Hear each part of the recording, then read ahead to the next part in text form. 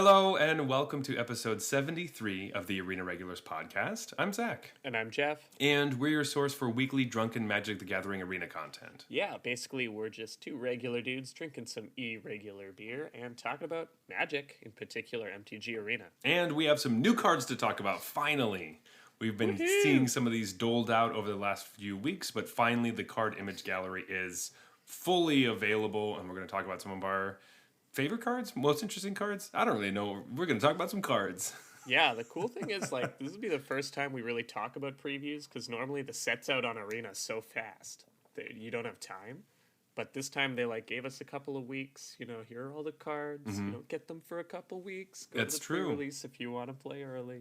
Yeah, that's right. So this is the first time where the pre-release is separate from Arena's official release. So we're going to have to go play some paper this weekend and then get it on Arena next week. So very exciting stuff there. But first, before we get to it, each week we bring a beer.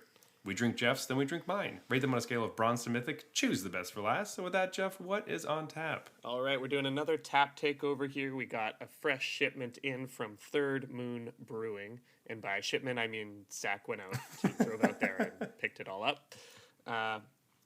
Third Moon Brewing, never tried it. It's sort of near Toronto, I guess.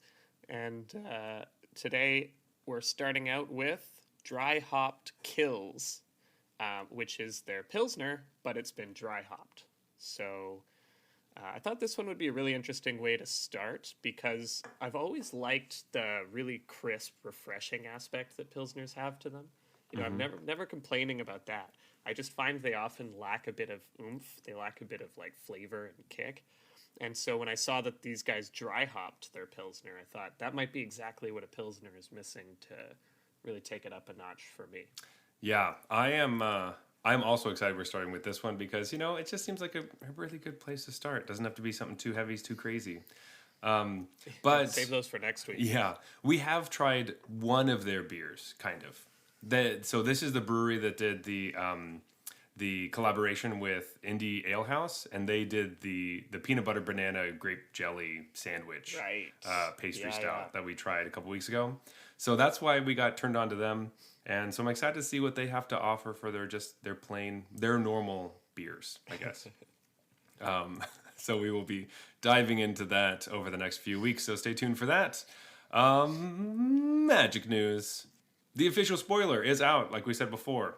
We can see all the cards. We can start brewing, kind of, a little bit. And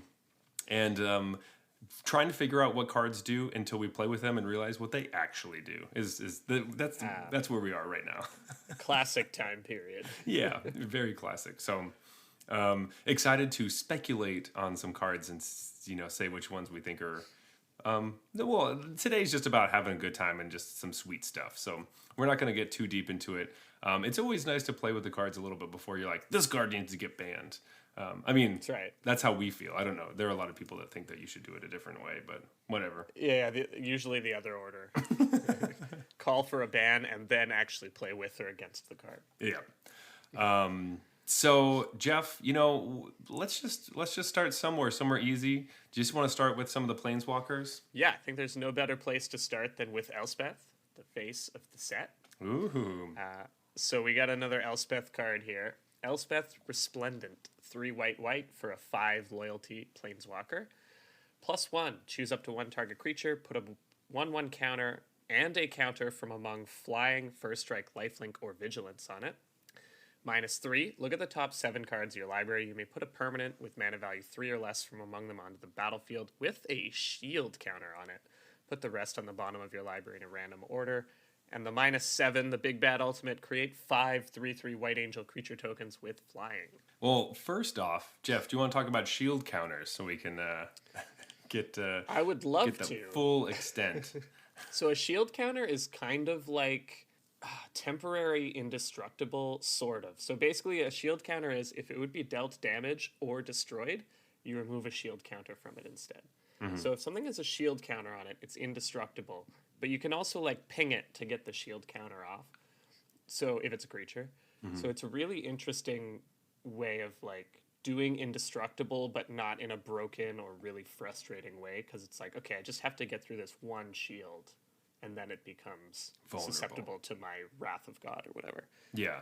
A lot of people are saying they're fairly similar to totem armor, which is the thing that's on auras. But except for they're not as good because, like you said, you can ping it. Any damage that's dealt to it at all, even if it's not lethal damage to the creature, will break the shield. So if you attack in and somebody chump blocks with their 1/1, it breaks the shield. Yeah, I think this is a great mechanic. I think it's going to be really interesting and limited. Oh, yes. But even in Constructed, I think it's cool. All right, so let's talk about this Elspeth card, though. What's your overall thoughts looking at this bad boy? So this bad girl. Sure, yeah. The first off, I love Elspeth. She's like, it's the first planeswalker that I ever got from a pack in a draft, and I was like, oh, these are cool. So I'm a big fan. This one, it's 5 mana, and I'm trying to figure out, like, the first thing, of course, I'm thinking is, like, mono white can play this card because all your creatures are, like, good. All your creatures are, like, 3 mana value or less, and they're purposely fairly good. But I kind of see it for that -3. The +1 seems nice, and giving lifelink seems great. I guess, and having flying just stick around, but I don't know if it's gonna get there.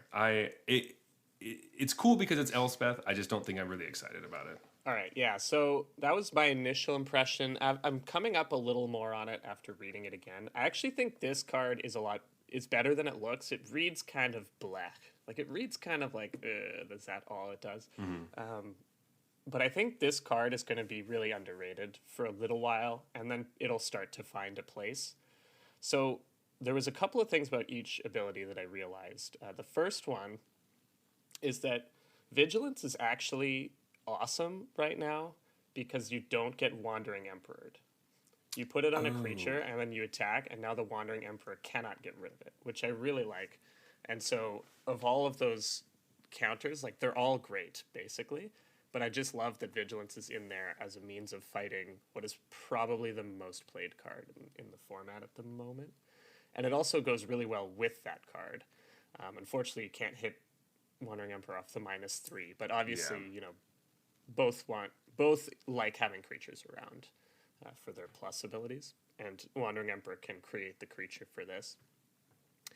And then there's just a bunch of good stuff for the -3. The -3 is obviously really powerful. Couple of things that came to mind for me: Wedding Announcement, dropping this and then immediately finding a Wedding Announcement that comes into play with a shield counter is pretty good. A card that's gone up and up and up for me to the point where I think it's the second best card in the set. Reflection of Kiki-Jiki. What's that one? What's the front side of that called? Fable of the Mirror Breaker. Fable of the Mirror Breaker. Yeah. I would love to have a deck where I just find my Fable of the Mirror Breaker more often. I've started putting it in any red deck because it's just good. Like, you don't even need good stuff to copy with the last card. Just copying the Treasure Maker is already good enough. Mm-hmm. This thing's just a 3-for-1 pretty much. So that's something I'm really excited. Basically anything. The only problem with that, I was very excited and then a little disappointed because I remembered that the way they templated these transform enchantments, it will not keep the shield counter. That's what I was going to say. I was going to say, like, yes, indestructible Kiki-Jiki. The combos abound. But because anyone who's played Fable of the Mirror Breaker knows that you pretty much never get to untap with Reflection of Kiki-Jiki. Mm-hmm. Yeah, I think it's just a pretty powerful... The ultimate sucks. I don't know. It's not good. I don't know why you would ever use that. Like, it could come up, I guess, obviously, if, both players have no cards in hand, you're just top decking, and this is just ticking up, and then, hey, I win. But it feels like for -7 on a 5 loyalty walker should have a better ultimate. But ultimates don't really matter. I mean, they come up so infrequently. Exactly. Yeah, I think my main thing, like, I'm still just... I like all those other things, but really, if you just -3 into, like, a Brutal Cathar or the other one, I can't remember the spirit at the moment. Skyclave Apparition. I kept thinking Luminarch Aspirant. Yeah, that's also good too, but any of those, which is basically your removal and then get a shield counter on it, seems pretty good to me. But it's still 5 mana. Yeah, so Brutal Cathar especially is quite good with the shield counter. Yeah, but Anyway, Jeff, let's move on to our other Planeswalker, the one that popped up in the story. I think to have a card, I guess. They needed a third planeswalker in this set. So. Go listen to our Drunken Forthos last episode to understand what that's all about. But anyway, this is Vivian on the Hunt. 4 green for a 4 loyalty legendary planeswalker Vivian. You can +2. You may sacrifice a creature. If you do, search your library for a creature card with mana value equal to 1+ the sacrificed creature's mana value. Put it onto the battlefield, then shuffle. You can also +1 to mill 5 cards, then put any number of creature cards milled this way into your hands. And then there's a -1, which is, I guess, the ultimate. You create a 4/4 green Rhino Warrior creature token. So it doesn't necessarily have an ultimate, but I kind of like planeswalkers that are made this way, where you just have a bunch of utility. You kind of go up and down, and there's no ticking bomb. But it is 6 mana, so that kind of... It means you get 3 useful abilities instead of 2, because the ultimate rarely comes up. Again, you are right. You are right with that. So, yeah, Jeff, how do you feel about Vivian? I feel like, much like Vivian in the story, this card is just randomly here. It's just like added into the file for some reason, and then they added Vivian into the story for some reason. It's all very clear that they just needed another planeswalker. I would also like to have been there when they decided how much this card should cost. I'm not sure how they landed on 6, but I think this card stinks. Like, it's way too expensive. It's so expensive, and it birthing pods, but for mana values. So then the Rhino that you make doesn't work with the creature you sacrifice. So then you can go get a 1-drop. If it was power or something, it would make more sense to me, I think. And I think that they put it on 6 so that you could, I guess, play Ren in 7. I don't know. It seems weird. Yeah, I love birthing pod style effects. If someone's supposed to like this card, it'd be me for that +2. And this card is just too bad. This is bad. In what world are you playing this instead of Pyre of Heroes? Or is this just a one-of in your Pyre of Heroes thing? I don't know. Maybe. No, I don't like it. This is a 6 mana 4/4, and I don't get it. No, it's not good. I don't. I will wait. This is one of those cards where I won't even look at it until somebody proves to me that it's good, I guess. So right, yeah. Don't craft this one, folks. Yep, I think that's fairly safe to say. All right, moving right along. Our final planeswalker, the cool one, Obnixilis, the Adversary. 1 black-red for a 3 mana planeswalker. I'm already interested. Tell me more. Casualty X. The copy isn't legendary and has starting loyalty X. So remember, casualty means when you cast the spell, you can sack a creature with that power. And when you do, you copy the spell. So casualty 2 would be you sack a creature with 2 power.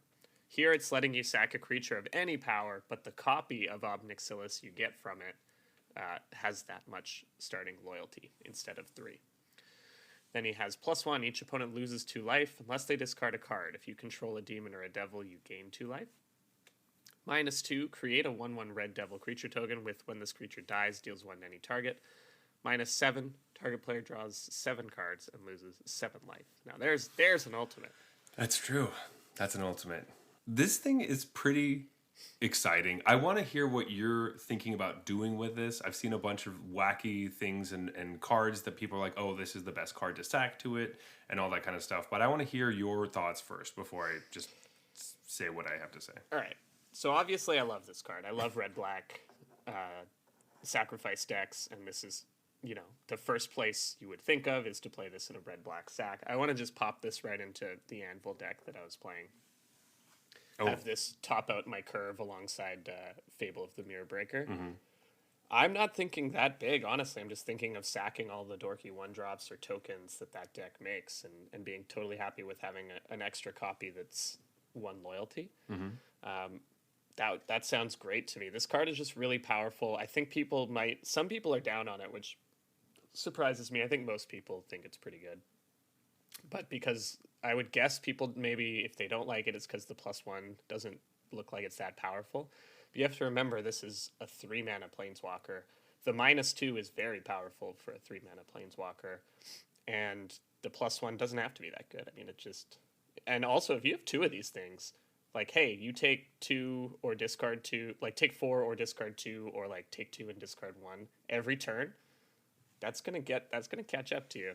Yeah, that's really good. The other thing I'm thinking, just off the top, if we go Jund, I'm not even sure if this works, but if I play this, and then I play Cadillac, then I can copy my Ob Nixilis token, right? So I have heard a little bit about this. I believe you... But would it have 0 loyalty? Yeah, so... You just tell me. Yeah, so you can copy it, but I believe that the loyalty would be 0 when it comes into play. Nothing... Ooh. Yeah, nothing... They probably already thought of that, but yeah, I don't think it has casualty because you're not casting it. But it should have whatever casualty originally was. That would be cool. That would be cool. But also, I'd probably hate that, though. You know, it sounds fun until you play it, and you're like, fuck you, dude. This is so dumb. Why does it work like that? Why does it work? You just, like, populate your planeswalkers? No, that sucks. But if you kill the token, they can't do it, because they can't populate the real one. That's true. But still, usually by that point, like, you can't... Like, what do you... If it's already down and then Obnixilis, like, eats one of the cats or something, and then you can still crew your chariot, and then you just, like, make it on the turn that they play it, then they have 3, and you plus all of them. Ugh. You tag in with the chariot. What are you talking about? And then they lose 6 life or discard 3 cards. Anyway, no, I was just seeing that a good 2-drop for this is Skyclave Shade, because it's a 3/1, and you can bring it back. Right. And so then that's perfect. you immediately on turn 3 get 2 3-mana or 3 loyalty planeswalkers, and you get to plus them both. Amazing. Or +1, -1. I do like the Oni Occult Anvil deck and just being like, no, I just want a plus, because that whole deck isn't really about combat anyway. You're just about making a bunch of dudes and like slowly killing your opponent. So it seems like it goes in that game plan already. So I do think that might be a bit better. But I also just want to sack Kiki Jiki tokens to this. Oh, totally. And also, if you're playing Historic, you know, there's a possibility you could be playing Rotting Regisaur, and that's the... Right. Sacrifice the 7/3, immediately get that ultimatum. Ultimate. Wow. Ultimate. Yeah, it feels like an ultimatum. Draw 7, yeah. No, this card's great. I'd be surprised if this doesn't have a home going forward. Yeah, absolutely. A card that kind of goes with these planeswalkers that I think is really cool and really interesting, because I may want my planeswalkers to do my favorite part of Magic, which is get into combat. So this card is Luxior, Giada's Gift, which, first of all, is this really Giada's Gift? I don't know if she actually gave this to... She helps make it better, but anyway. So this is a 1-mana legendary artifact equipment. It says equipped creature gets +1/+1 for each counter on it. And it says equipped permanent isn't a planeswalker and is a creature in addition to its other types. Which is interesting, because most of the time you cannot equip planeswalkers with equipment. So that's kind of strange. But this does have the type line. It says equipped planeswalker costs 1 mana, and a regular equip is 3 mana. So this is an equipment for planeswalkers. Yeah, it's definitely interesting. Mm-hmm. Definitely interesting. I don't know if this is something I want to do. Like, it feels like it makes my planeswalker more vulnerable. If it is good, it's priced to move, right? It's like 1 and then just equip 1. I don't know. It seems really exciting to me, especially if your planeswalker is a creature, you know, they can't attack it, and you may be able to get a shield counter on it in some way. So I'm thinking I want to do something like that, to be able to get a shield counter on any card that just like adds a shield counter to a creature, and just soup up my planeswalker, and then it gets +1/+1 for the shield counter too, because it's just the number of counters on it. True, yeah. So that's pretty exciting. That also includes, of course, their loyalty counters, and it's a creature, but it still activates its loyalty abilities. Now, it is kind of weird. I wonder what happens if you attack in and it has damage on it, and then you use its minus. Do you just kill your planeswalker on accident? because it had damage on the... Yeah, right. That's what would happen. So probably, I'm assuming beware of that, but choose a planeswalker you like that has a good plus ability. I mean, honestly, it just seems like something that would be fun with Nixilis because you get two of them and then you just have one of them go fight. Just slap the sword up on the token. And Yeah. get in there. So, I mean, that seems cool. But, funny enough, I don't think I'd really want to have Elspeth with this because I like Elspeth's -3 a lot. So, maybe I'd pick a different planeswalker. But it just seems... But maybe Elspeth's -3 could hit Kaito, which then has Shizuki? a shield counter. That sounds and you good. equip this. All right. Because there is an Esper Super Friends deck. Okay, so we're getting there. And it's cool with Kaito because then he's triggering his own +1 to draw instead of having to loot, That is true. So he can just do that himself, so you don't have to worry about getting the ninjas? Interesting. Okay, I like that. Also, You never have to use his minus. yeah, because Elspeth can also find the sword and put a shield counter on the sword. True. Interesting. I kind of like Right, this. as for Planeswalkers, here we come. Yeah. So normally I'm not a big Planeswalker fan as far as those a deck revolving around all of them, but it does seem kind of interesting. I do like it. Some people might know that one time I built a commander deck that was just Gideon crewing vehicles because he turns into a creature. So this kind of has my name on it a little bit, where I'm like, ooh, that sounds fun though, in a dumb, dirtly way.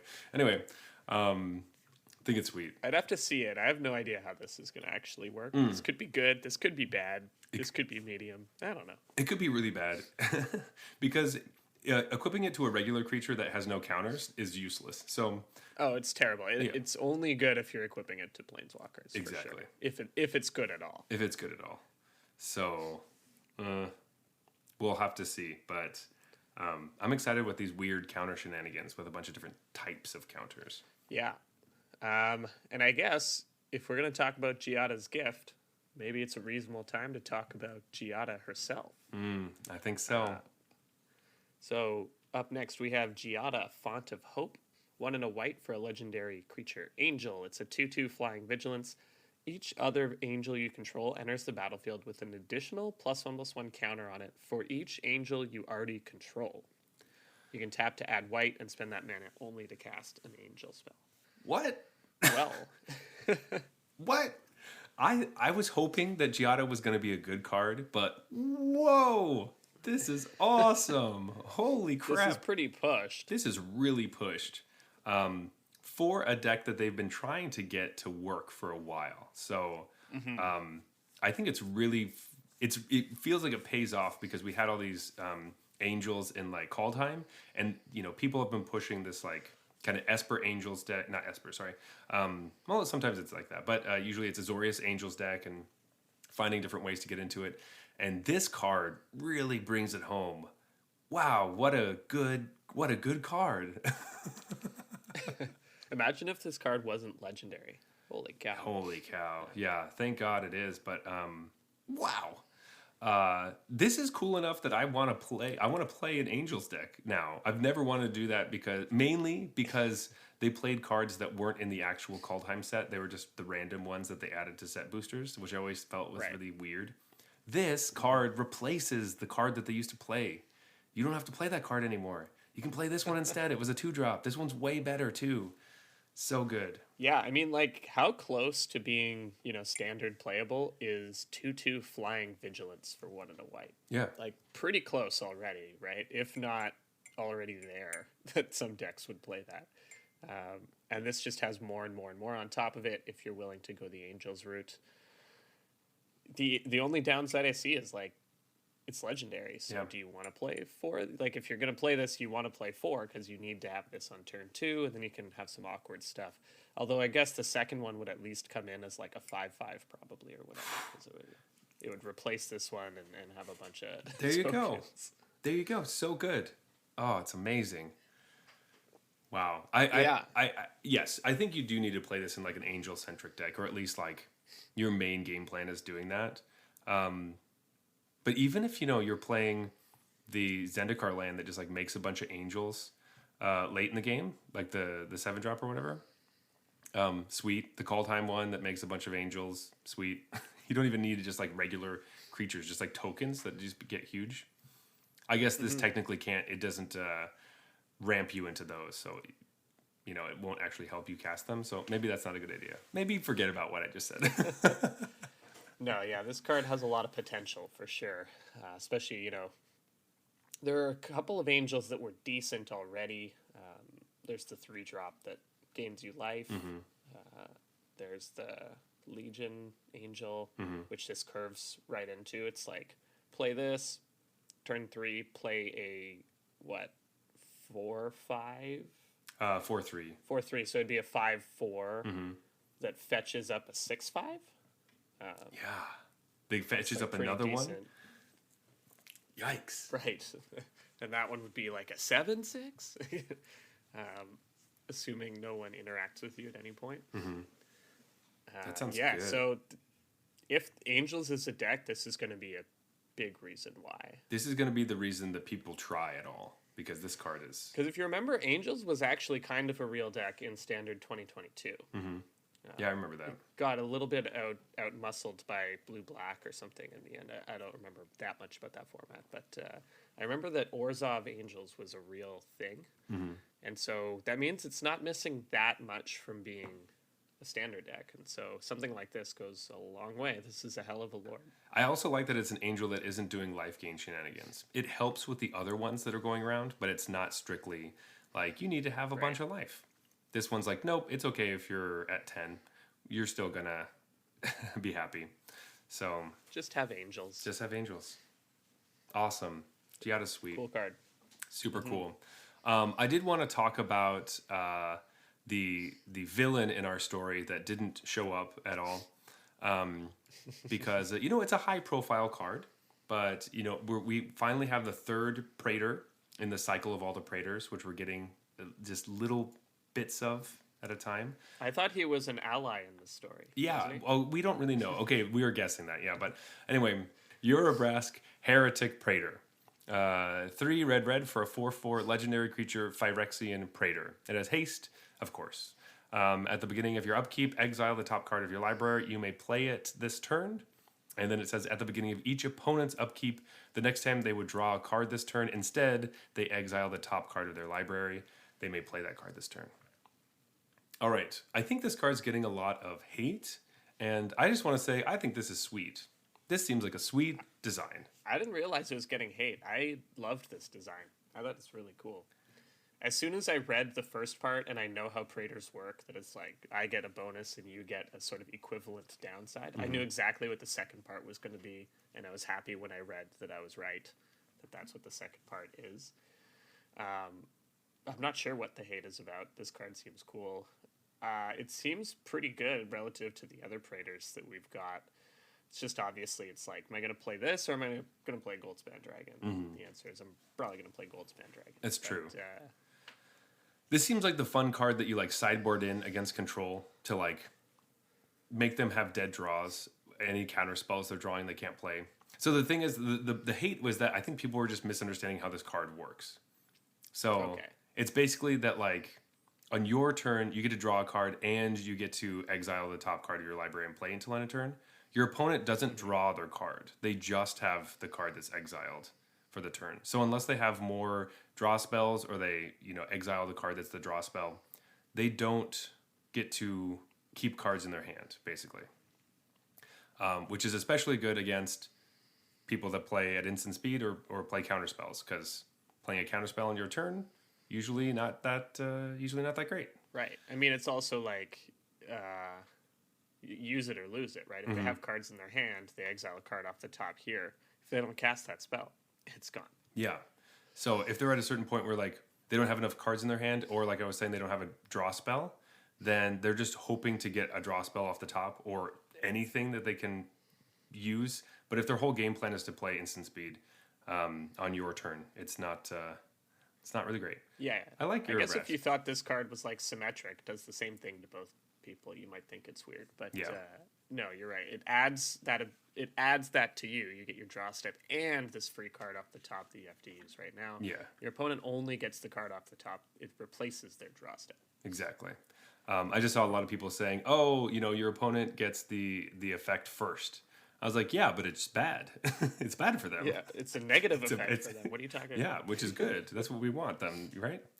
It means even if they don't, as long as it survives your turn, it has accomplished something. Exactly. Well, also it has haste, so you still get to attack. Oh yeah, I also did 4 damage probably. That's a good point. So there you go. Seems awesome. I'm really happy. I like it.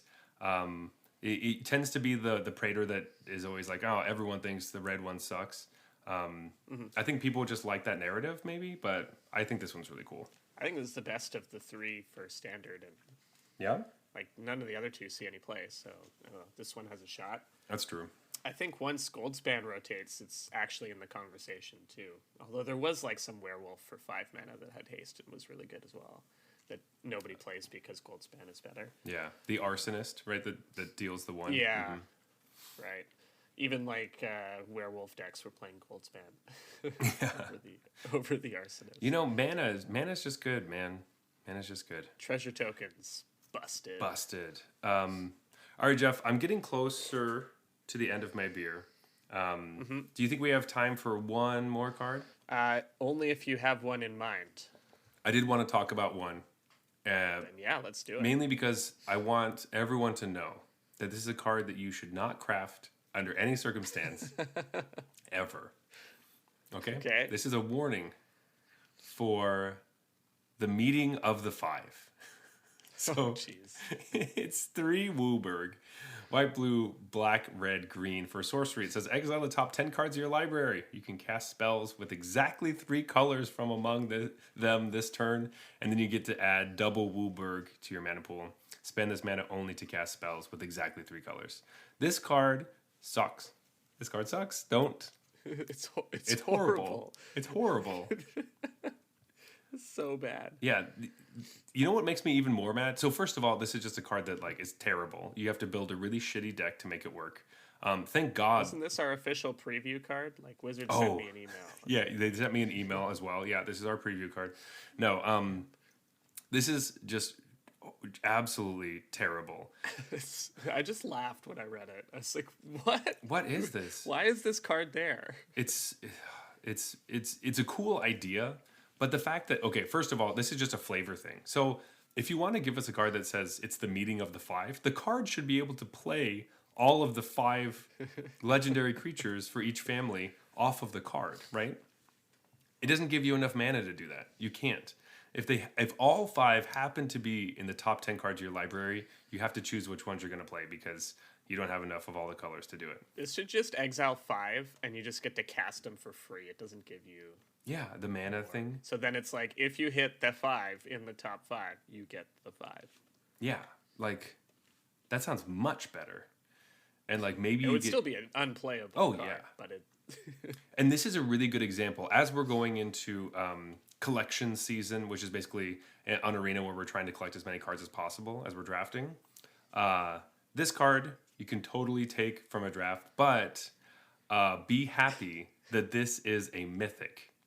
Because how all the stuff works is that you see less of the mythics, and this card's terrible, so you don't want to see it a lot. If this was a rare, you would see it all the time. It would be the bane of your existence in your fucking drafts. You'd see it constantly. So it would always be the dead last. Well, people would be picking them up just so that they turn into 20... gems, yeah. So... that's the only reason you'd ever want this card ever. So avoid this like the plague, or I guess pick them up. I'm confident that I will not play any games of Magic that involve this card. Nope. Ever. I'm confident that this is... No, because I pointed it out right now. I was going to say I'm going to forget about this card before the set is kind of run its course, but I'm definitely going to remember this card because it's so fucking terrible. Oh, it's in your sealed pool. Oh, absolutely. I'm going to get 2. It's going to be the preview and yeah, the promo. Oh, the promo, yeah. There we go. So you're going to have this card, but it's bent in half because it's a premium foil. So you can't even play it in your deck if you wanted to. Anyway, we get to joke about paper because we don't play paper very often. So, haha. Yeah, the expensive right. cards suck. Anyway, Jeff, with that, should we go meet our next beer? I don't know how to do a segue from that card. Yeah, I think that's a great place for a beer break. This beer break is brought to you by our patrons over on Patreon. That's right. You're already supporting the show just by listening, but if you want to support the show even more, Patreon's the best way to do that. And when you become a patron, you get an exclusive invite to our after party, which is a mini episode recorded immediately after this one where we ramble on about some stuff. Plus, you get to vote on which one of us you like more by either buying me a beer or buying me a beer. So go to patreon.com/arenaregulars to vote on your favorite host today. All right. All right, what is this monstrosity you have to be drinking? So this is Born Into This. So it is a sour ale with black cherry. So it's basically a black cherry sour, and it's a 5.2% alcohol. Jeff's just saying that because the color is so intense.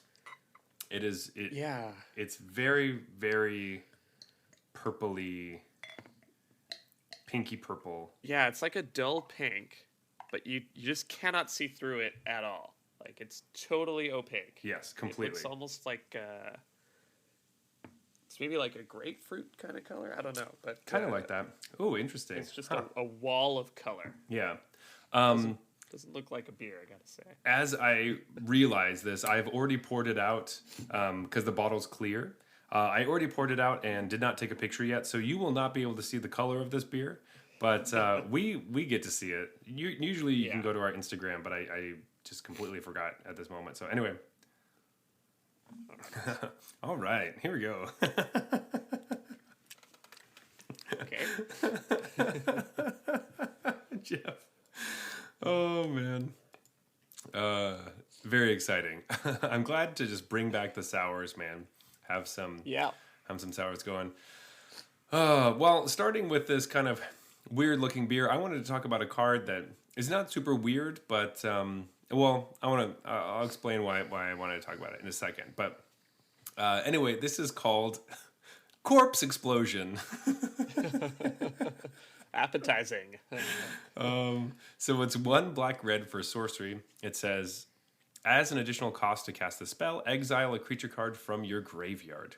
And it says, Corpse Explosion deals damage equal to the exiled creature's power to each creature and each planeswalker. So, a nice little board wipe where you use the creature's power in your graveyard. So a corpse exploded. Oh my gosh.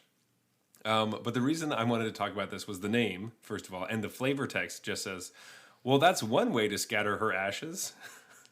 Dear God. Jesus, what the hell? To blow it up. That's all. That's all I wanted to say about that. Calvi will not be the funeral director at my funeral. Let's just put it that way. Let's just put it that way. Yeah. Jeez. This card is powerful, though. I mean, I really like. So this is a theme of the set overall, and maybe it's just in Maestros or Racketeers, whichever one this is supposed to be. I don't know. But I really like this idea of like a control dex spell that wants you to have creatures. Like, this is like, oh, it's a creature deck that also wants a board wipe. So it's got to be in that sort of mid-rangey zone.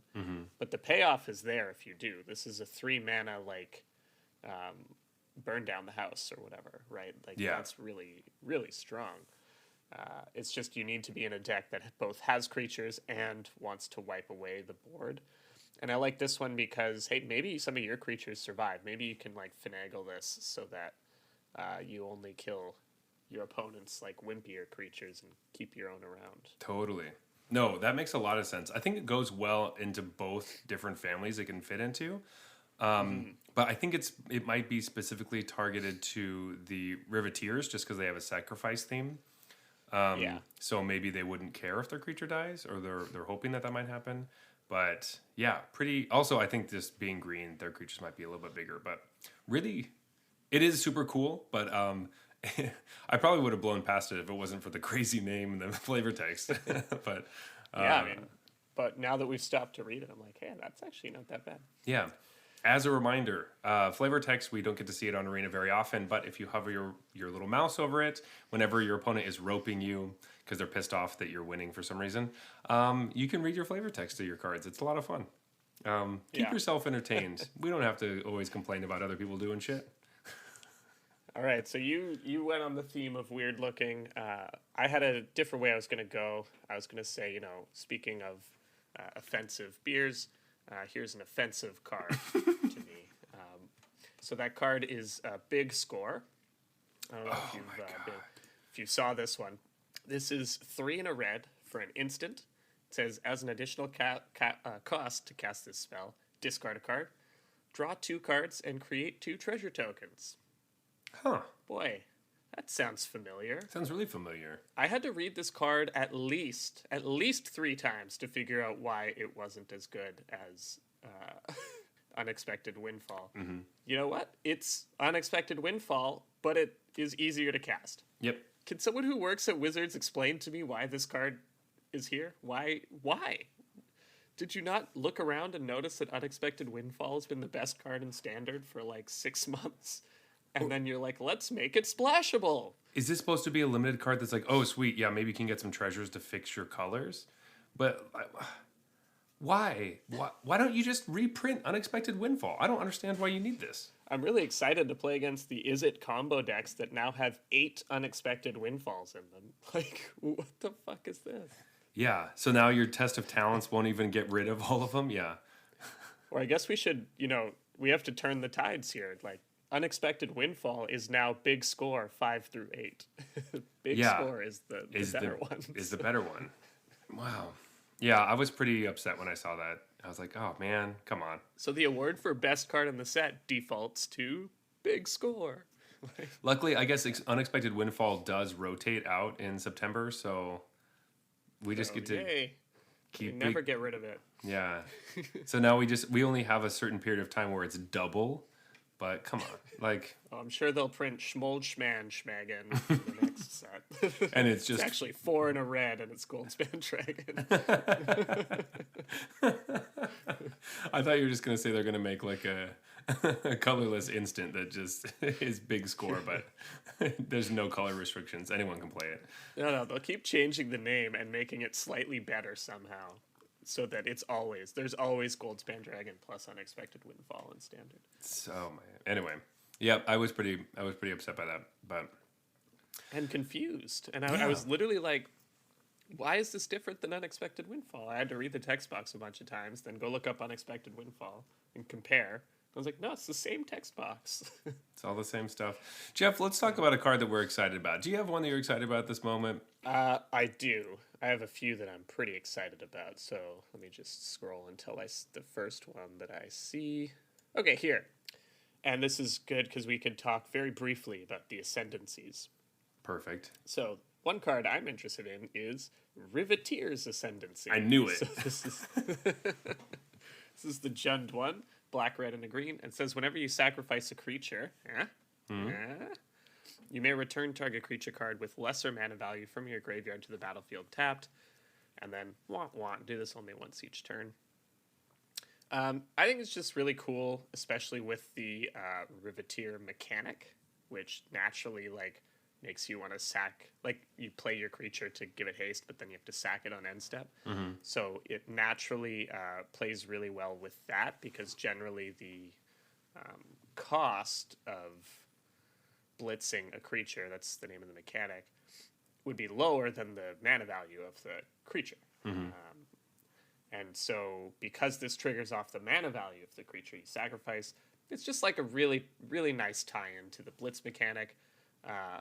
I wish they hadn't do this only once each turn, but I get it, because if you have a sack outlet, you could just go all the way down the chain, and that's kind of lame. Mm-hmm. So that probably stops it from being good enough.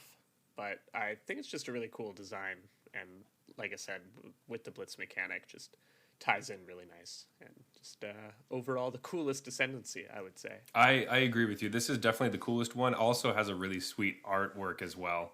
Just a callback to a old kind of industrial painting. But I do wish that they just didn't enter tapped. It'd be kind of nice if you had shields up, or you could do some shenanigans on their turn and get. I guess it would be kind of annoying with like village rights and stuff, but still, like it could be some nice combat, interesting things. But Yeah, like I guess they just don't want. I don't know, like because you can do it on your turn and on your opponent's turn. And so if you can sack at instant speed, you could get like instant speed blockers. I don't know if that's that big a deal because this card is face up on the table. Your opponent knows this card exists. They can see your graveyard. They can assume you have a instant speed sacrifice like Deadly Dispute. So I don't think it's that. It didn't really need to be hamstringed that way. I don't think because you already hamstringed it with the do this only once each turn. Exactly. That's probably good enough. But they like to be extra safe with stuff like this. which is good, but no, I can see it. I just you know. Anything catch your eye? Just kind of in general, I was excited, but I just thought it was pretty cool that they added the hideaway mechanic. Just in general, to a bunch of we have a cycle of them in these enchantments, and so I'll talk about the black one, which kind of goes into what we were talking about earlier. Cemetery Tampering is 2 and a black for a rare enchantment with hideaway. Whew, almost spilled my beer. Jeez, oh, man, I gotta calm down. All right, Wait, you have a beer? Yeah, I do have a beard. It's a really cool color. Well, anyway, so this enchantment has Hideaway 5. It says at the beginning of your upkeep, you may mill 3 cards. Then if there are 20 or more cards in your graveyard, you may play the exiled card without paying its mana cost. Of course, reading Hideaway would make sense if I explain that. So Hideaway is a mechanic where it says when this enchantment enters the battlefield, you could look at the top 5 cards of your library, Hideaway 5, top 5.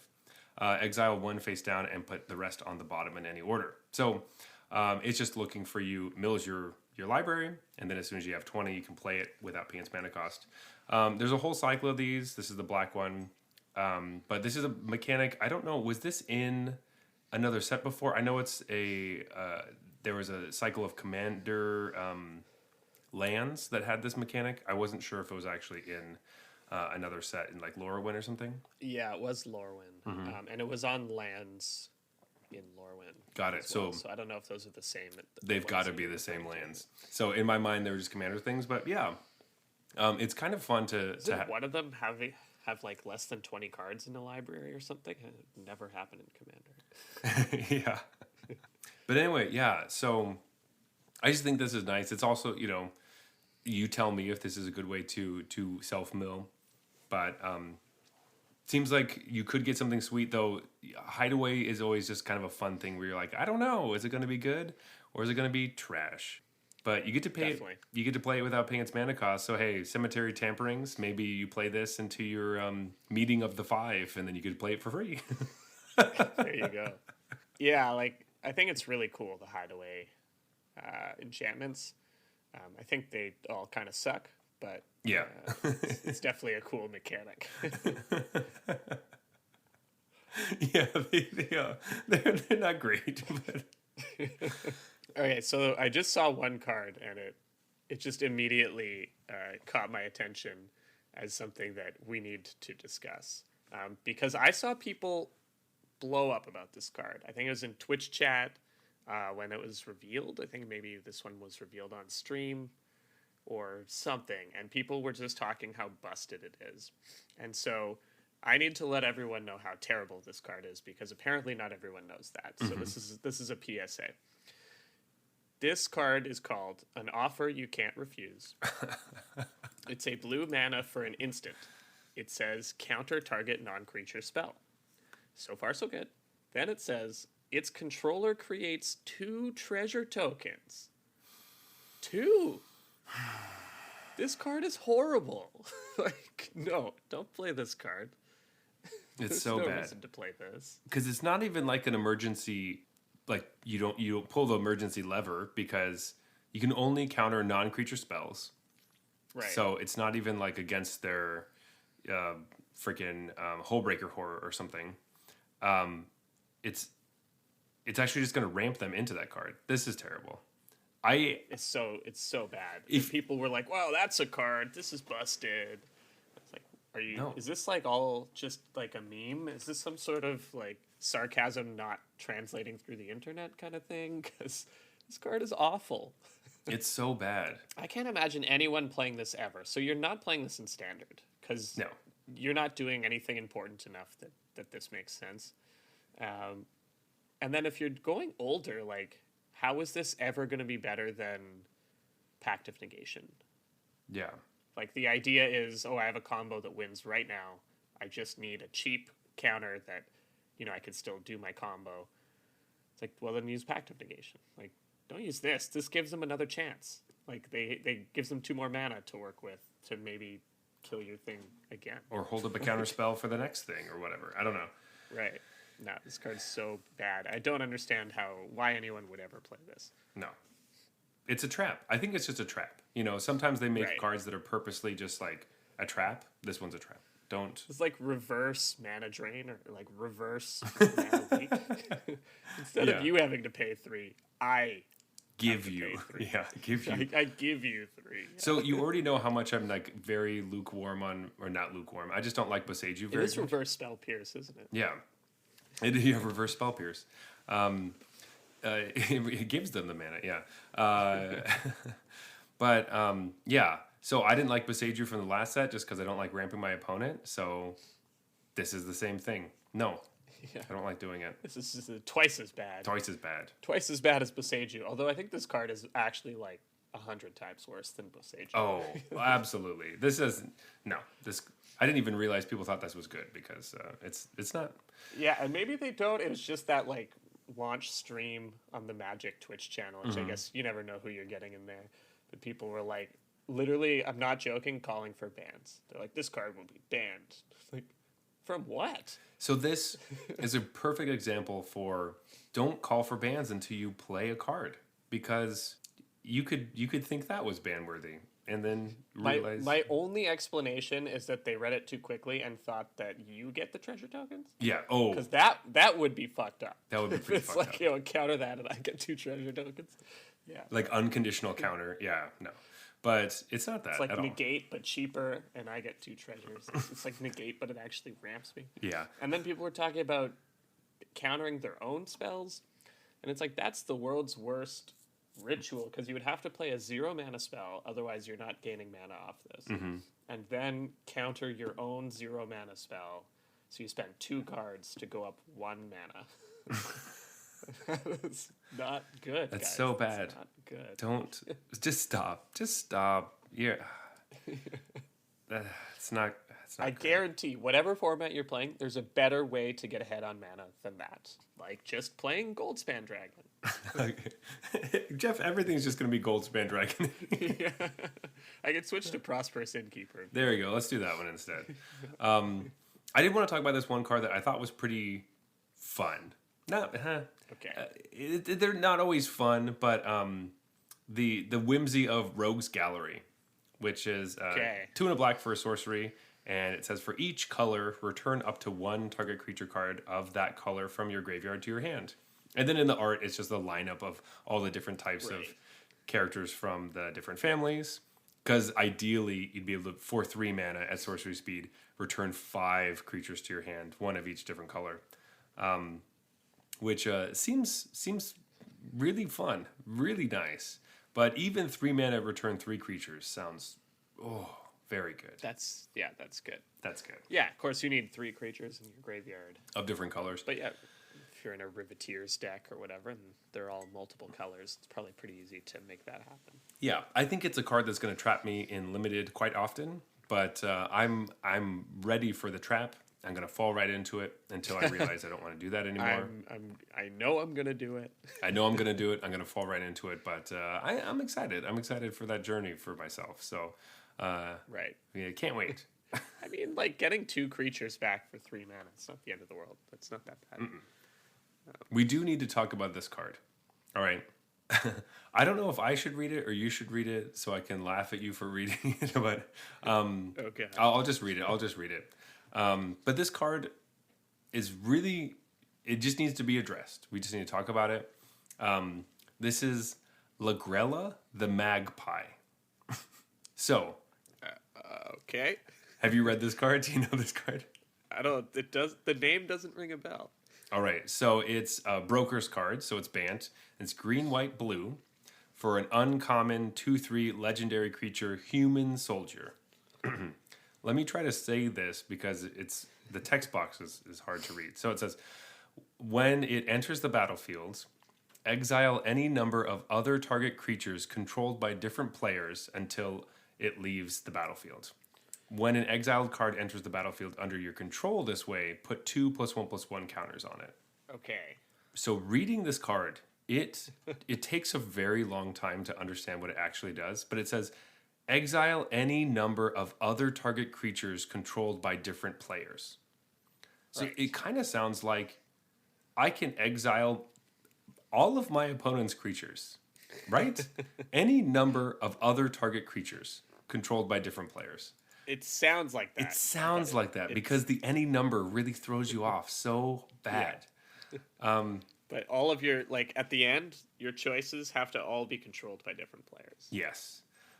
So Right? yes, you're correct. So that is an important thing. But it did take me 5 or 6 times. I know my reading proficiency is fairly low, as we all know. But this card really it was difficult to read this card. Yeah, this is one of those ones that's hard to parse. My understanding is, okay, it comes in. Let's just say it's 1-on-1. Don't confuse me with this commander stuff. Yeah, it's It's 1-on-1. I can exile one of my creatures and one of my opponent's creatures, and that's an and/or. I could do any comment of those 3 possibilities: mine, theirs, or both. or none. And then this is typical when it or none, I guess, yeah. And it's typical of these cards where when it leaves, I return those, but the advantage is mine comes back with counters. Yes. Yeah, it feels like that's just really confusing card, and I don't know. I don't know if it was worth it. You know, it's like, are people gonna play this? It's like obviously it's a legendary creature, so I was like, oh, this could be your commander, but like so confusing to read. Yeah. And they have to template it a certain way so that you can't do shenanigans where there's 2 paragraphs and it like enters, and when the exile thing goes on the stack, you flicker it, so then the leaves the battlefield thing happens and they never get their thing back. Man, that would be so confusing. Yeah, really confusing. But in any case, that's what it does. You play it, you get rid of one of their things, and you could get rid of one of your things if you wanted.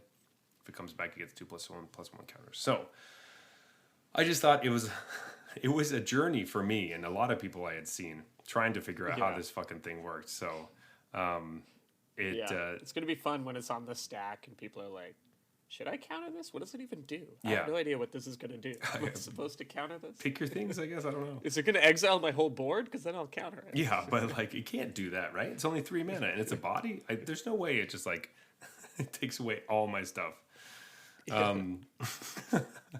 And then like hide some of their stuff under it too, so that if I kill it, Anyway, All right, so to go completely the other way, up next we have Void Rend.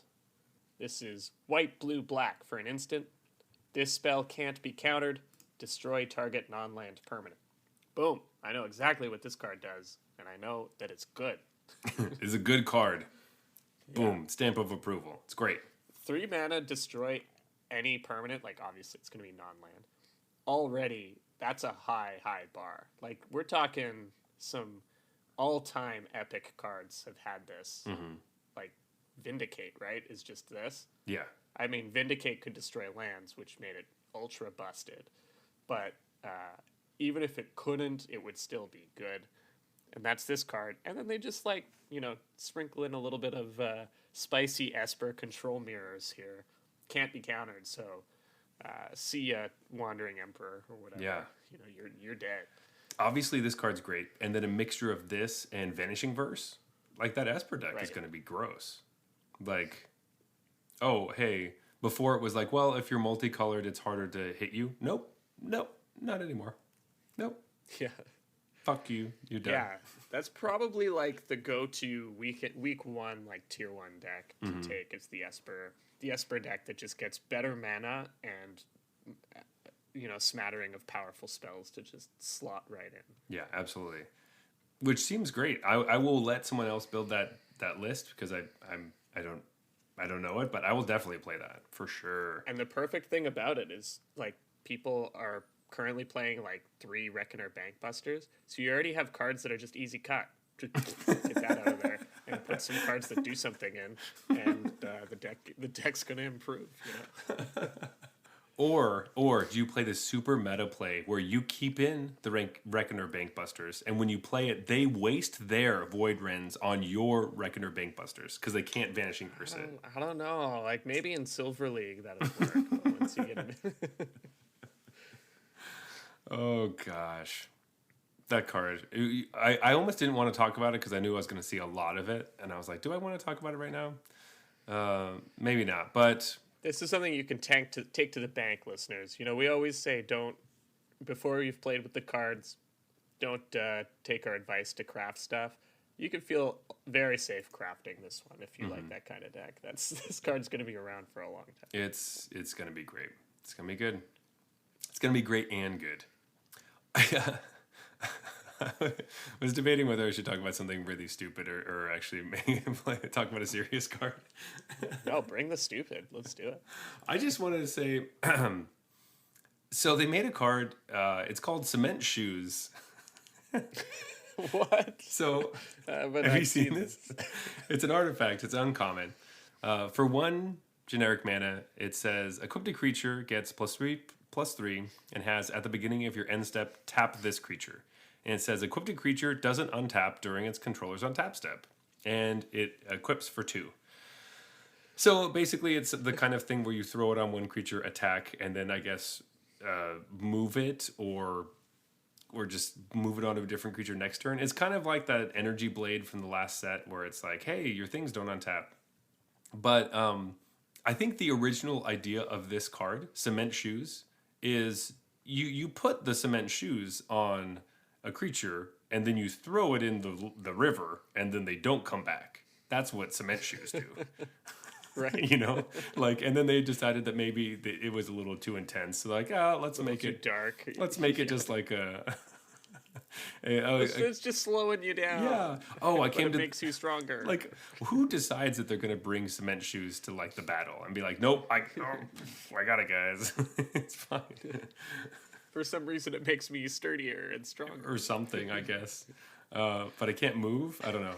Anyway. No, this definitely wasn't the original design because the flavor doesn't quite match. It doesn't quite match. I get that it's slow, so it doesn't untap as quickly, but it definitely seems like the kind of thing where they're like, oh yeah, and then that'll be one of the common kill spells, Cement Shoes. And then the whole set, you're like, I'm going to Cement Shoes your creature. I gotta say, this is an early front runner for worst card I'm gonna lose to in Limit. Mm-hmm. Absolutely. Yeah. All right, so another card that I would say it's like on the border between stupid and real, and I'm not sure which. I want to talk about Arcane Bombardment. And so this is 4 red for a mythic enchantment. So you know it's good. 6 mana mythic enchantment. Holy cow, better do something pretty explosive. Alright, whenever you cast your first instant or sorcery spell each turn, exile an instant or sorcery card at random from your graveyard. Then copy each card exiled with Arcane Bombardment. You may cast any number of the copies without paying their mana costs. Alright, so it's a little weird, but if you get this down, then you cast Consider. Or Opt, or whatever. Obviously, you're going to try and do it right away. Then it exiles something randomly from your graveyard that's an instant or sorcery, and then it casts that spell for free, and that like slots under the Arcane Bombardment, and then every turn, opponent's turn and your turn, you get to basically cast like everything you've exiled with this so far. So, I mean, the obvious thing here is that if you ever are fortunate enough, or if you can finagle it, to exile an extra turn card, you just win the game. Because you take every turn you take another turn, because you exiled that, and it casts every single time you cast anything. Yuck. So that's where my mind immediately goes. You put Oran's Epiphany or the other stupid one, the red one, under this. if you can somehow manage your graveyard, like exile stuff away so that you have really good chance of that happening, this just literally just wins the game. As long as you can cast any spell every single turn. Yeah. And obviously with stuff like Consider, that gets pretty easy. Yeah, or just like Leer. This seems like it would be like an alchemy thing, right? If we were trying to do Elrond's Epiphany, then you're like, all right, sweet. Then I'll just like play all my cards again from the graveyard. I think the Maestro's Ascendancy lets you do something like that too. Yuck. All gross things. So this is one of those cards that's either terrible and we're all better off for it, or it's like real and it's going to be a nightmare. I don't think anything fun is happening with this card. Like, nobody's just using it just for value, because it only takes like 2 or 3 turns before this is ridiculous, no matter what you're exiling. So, I don't know. It obviously is a 6-mana enchantment that requires other spells to do anything immediately, but you obviously wait till turn 7, or till you have 7 mana, which, because you have all these treasure tokens from your 8 big scores, it's probably pretty easy to make happen. And then you just have big score happening every turn. Oh, and you get more mana to play more things on your opponent's turn or on your turn. Jeez, that sounds awful. And I'm predicting the next like blue-red combo nonsense has this and Leer and 8 big scores, and just doesn't actually do anything, but it still beats you. Yuck. I hate that. I hate this so much. This is exactly the kind of stuff I don't like. Anytime I read a card that says, whenever you cast your first instant or sorcery, I stop reading the card and I go into the next one. I'm already like, this is not for me. This is a card that I'm going to lose to a lot, but I hate it. I hate it. I hate it so much. Yuck. But you're right. It is really cool. It's similar to like, what is it, Eye of the Storm, which does this, but for everyone. And so it's just like the crazy, ridiculous thing that's like, it's like every time you cast a spell, it goes under Eye of the Storm, and then the next person that casts a spell copies everything under Eye of the Storm. And so you just keep doing that over and over and over and over again. And so it just gets really hard to play with and like not fun. I guess I've played that in a Commander. So it's like just bizarre and crazy. And like, it's just a lot of logistics. On Arena, it's just like, I don't know, I'd probably lose. They just cast like Shock. I don't know, what do they have, like 80 shocks on the stack? Yeah. Whatever. Yeah, I guess the dumbest thing is like this card with that's what I would want to do. This is the fair thing I would play. Is like this card, and then I want to play that stupid 3-mana 3/3 with haste that puts a bunch of lightning bolts in your deck.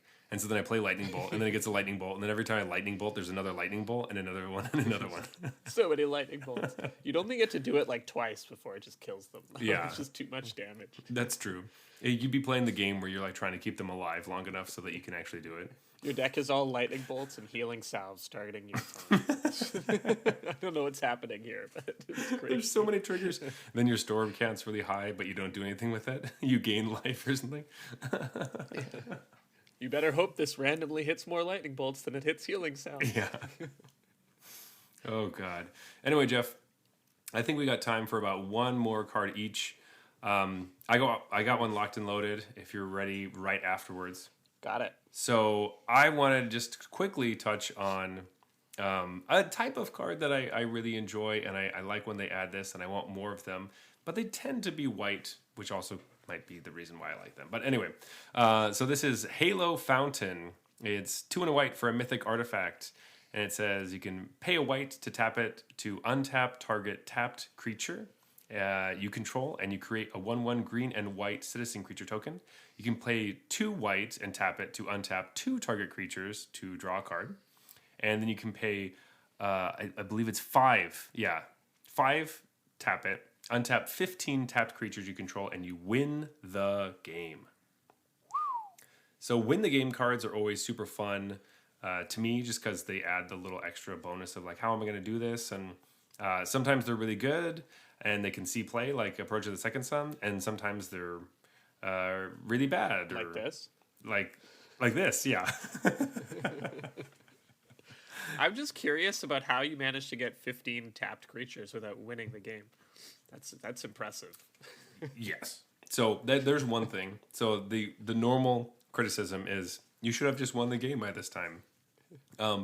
most of these things, I'm not super interested in using the other two abilities. I just really want to play it for the untap the things and win the game. But I do love. So I guess you can. This is instant speed, so you can attack with 15 creatures, and then before going to damage, win with this instead of damage. Exactly. Yeah.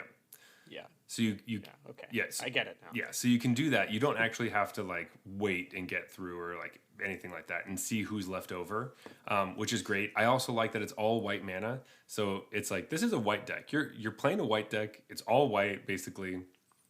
You can't sneak this into a different deck that's gonna be able to do it better or whatever. It's like nope, you're playing white. So that is nice. I like the flavor too. It's like Halo is known to like invigorate people, and so like untaps them. It untaps the creatures. You can also do it at instant speed, so you get little untappy shenanigans. We're like, sweet, all right. The first two abilities are not bad. The third ability is just there. Which I said the exact opposite, where I'm like, I don't like the first two very much, but I like the third one a lot. Yeah, the third one's cool. But in terms of like actually playing the card, you know, you'd have to be in for the first two abilities to play it. This is funny because it does go. It doesn't work extremely well with the Wandering Emperor, because if you're making a bunch of vigilant dudes, they don't untap. Oh, or is this tech against the Wandering Emperor because you attack and you just hold this up, and if they try to exile it, you untap it. And boom, fizzled. That is cool. Ooh, I actually like that. And then you just make another token, which is going to be another attacker against the Wandering Emperor, who's now at 1, which will be at 2 on their turn. Interesting. That's cool. I like that. There's a lot of anti-Wandering Emperor tech in this set. Vigilance here, untapping there. That's awesome. That made it for me. All right, never mind. The first ability is amazing. The second one is great.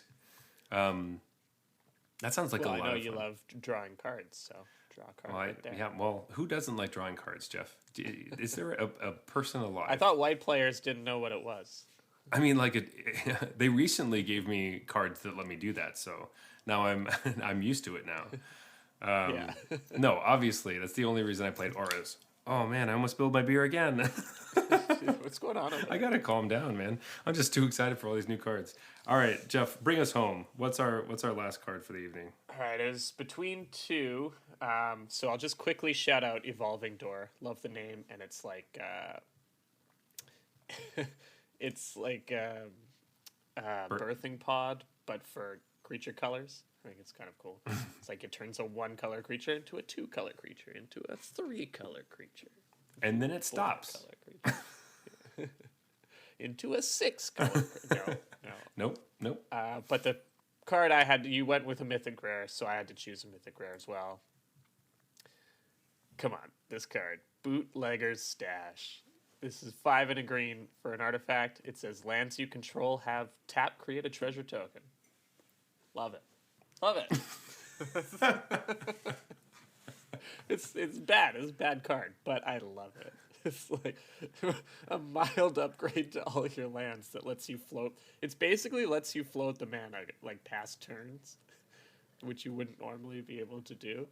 But it does it in such a like obscure roundabout way. But it's such a clean card otherwise. But it's like this effect is so weird. Yeah, this is great. I do love talking about it because if you open this in draft, this is pretty bad. If you try to play this in standard, it's going to be terrible. Just don't put it in your sealed deck. Yeah, just don't put it in your sealed deck, any of that stuff. In Commander, this card's busted. It's like that fine line of like everybody hates it because standard players are like it doesn't do anything. Commander players are like I don't understand how I'm ever gonna beat that. How they printed this card. It's like oh yeah, Revel in Riches into Bootlegger's Stash. That was fun. Yeah, right. Oh, love it. Since I'm not a Commander player, big thumbs up. Sick. Cool card. This green. I wish it could cost like 4, but all right, 6, I guess. Yeah, I'm glad it's 6, and you should be able to turn 1 this off like a Soul Ring. Like, it's a nice, clean. yeah. But Just like Black Lotus, Soul Ring, Bootlegger Stash. but then the thing is, I like, don't have any lands. yeah, yeah. So then it doesn't do anything.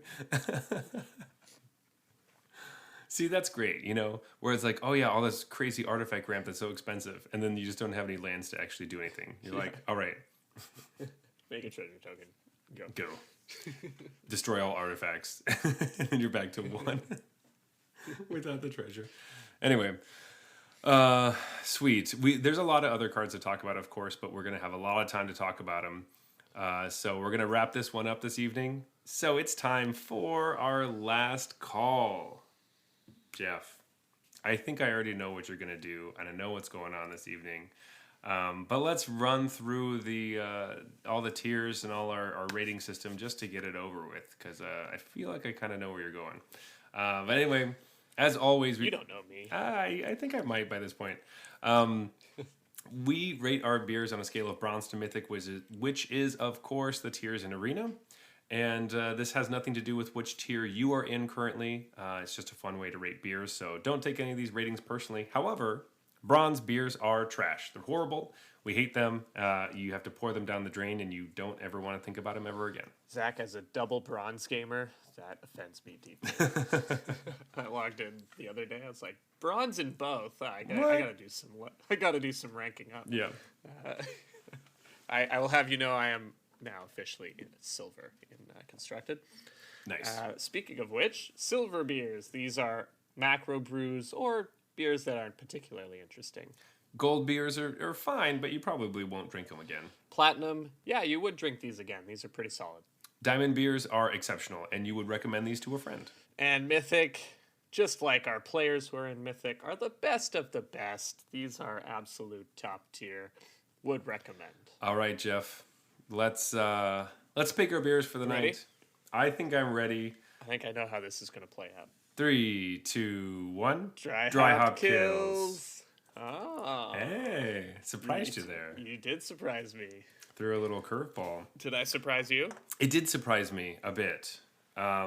Let's talk about dry hop kills real quick, just because it's the one we picked. Okay. Yes.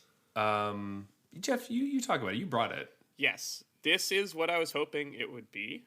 It was a Pilsner that tasted like something, and I liked that. The dry hoppedness really did add like a whole other dynamic to the beer, I feel like. I mean, I haven't tried the original, they have a Pilsner that's just called Kills, from what I understand. Mm-hmm. And then they added dry hops, so this is the special version. So I haven't tried the generic Pilsner. I almost said bland. Like, I haven't even tried it. But like, I know what hops tastes like, and I know what happens when you dry hop something. And that did a really good job here. It's exactly what I said in the intro. Like, you get that crisp, refreshing Pilsner aspect, which I've never been opposed to. Mm-hmm. But you also get that kind of hoppy beer flavor that tends to be less present in the Pilsners. So it's what I wanted, and it didn't disappoint. Yeah. I was pleasantly surprised by this because I do think Pilsners taste like something. So I knew it was going to be interesting, but there was, like, it wasn't just the Pilsner, and because sometimes there's like the skunkiness of the Pilsner with a little bit of like the hoppiness with the hops, but there was another kind of flavor in there that felt really refreshing and almost like tea-like. It had something like really nice right in the middle of all these other flavors that like really just I wasn't expecting that. And so I kept, like, over and over again, I would take a sip and be like, it's still there. What is that? That's so cool. And I was just the whole time just like reveling about how it was just like everything I thought it was going to be and a little bit extra. So I was surprised by this. I liked it quite a bit. Yeah, it was really good. Do you know where you want to rate it? I think of like Pilsners and things. This was one of the ones I was least excited to taste. I just thought it was going to be fine. But I'm very surprised by it. So much so that you talking about not having tried the regular kills makes me want to try the other one just to see how different it is. Me too. I'd be interested to see what the comparison looks like. Spoiler alert, we did not pick up kills as part of the No, podcast. we don't have that option. So just because we thought maybe one Pilsner would be fine, but now that we have this, it would be kind of nice to have tried both of them. But I do think I might put this in Diamond because I really liked. I won't often think like, oh, I will pick the dry hop Pilsner. Sometimes it'll be like, oh, that'll be probably good. But Right. I'm excited for the other one I have in the fridge for this guy right here. So Glad to hear you say that because I was coming in on Diamond and then I was like, is that too high? But that's where as soon as I was like, well, I will be recommending this. So, according to our metrics, that's where it lands. yeah, absolutely, great stuff. Like it a lot. Really good. Dry hop kills. Let's go over to Born Into This, our blackberry sour of the evening. Yes. Do you want me to start? I feel like you. Sure. I'm going to start in a place, and then you wherever I go, you'll go farther down, probably. I did like this. It's a nice sour. It's not too tart. Sometimes sours can be a little bit tart for my liking, but it's quite juicy, and the color is fantastic. I enjoyed the entire bunch of it. I thought it was good. I like it. Yeah, it's good. It's good. Again, it's like, we bring this up every time with sours. You and I have different styles that we like with sours. This is definitely more your style. Yeah. But it was fine. I just think maybe I was just a bit underwhelmed. The first one exceeded my expectations, and this one probably just kind of met them. This is just what I kind of expected it to be like. Yeah. This one, I was very excited to try, and then as soon as I had the first sip, I'm like, yep, okay. So it is like that. All right. Right. Yeah, it's like, it's a sour, kind of juicy ale if you're into that style of sour, and it's, you can taste the blackberry. Yeah. No complaints, I guess. I was just expecting more because the past few beers we've had from them are like, that was better than I thought it was going to be. Yeah. I think ultimately, though, I still think it's solid. I still think it's platinum. It's a good sour. There was nothing that was off about it to me. And I would get another one. I'd be like, oh, yeah, I'm going to pick one up whenever I'm there. Or yeah, I'm happy to give it platinum, but I think I just won't. I won't get this again because I'll go every time I'm at the brewery. I'm gonna get other stuff. Yeah, I thought you were saying, I could give this platinum, but I just won't. I won't. I'm gonna give it. Yeah, it's gold. I mean, that's fine. Hey, give it gold if you feel like it's gold. I think it just matches gold because I won't drink it again. Yeah. This will be the only time I ever have this beer, unless you buy it or something, and Well, I'm obviously not going to share it with you if you're not going to appreciate it. Fine, you can't have my dry hopped kills. No, I'm going to go and make sure I get the dry hopped kills and this, and that's it so far.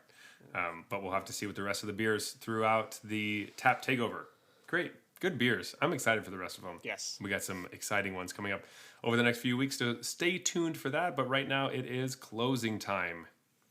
As always, you can reach us at Arena Regulars on Twitter and Instagram. You can also find us on MTG Arena itself under the username Arena Regulars Podcast. You can find me personally at Zulberg, that is ZEULBERG on Twitter and Instagram. But Jeff, where can they find you? On Twitter, I'm at Blues Brews MTG, BLUES MTG. Also, please leave us a review on Apple Podcasts and iTunes. Follow us on Spotify. Rank us there as well. Rate us there. Give us 5 stars. If you don't like the show very much, please don't rate at all. Just go about your business, and you probably didn't even get this far if you didn't like it. So, yeah, why are you still here? Yeah, thanks for listening to the whole episode if you didn't like it. Just don't tell anyone you didn't like it. You can go to our YouTube channel and complain that we haven't put up a new video in a while. Wait, we have a YouTube channel? Yeah, I think so. Anyway, but we love any feedback. So just hey, tweet at us, throw us deck lists. I'll probably play them and then lose. But anyway, we just love interacting with our audience. So yeah, this has been the Arena Regulars, reminding you that for years the 5 families ruled New Capenna in uneasy peace, and the city prospered. Good night.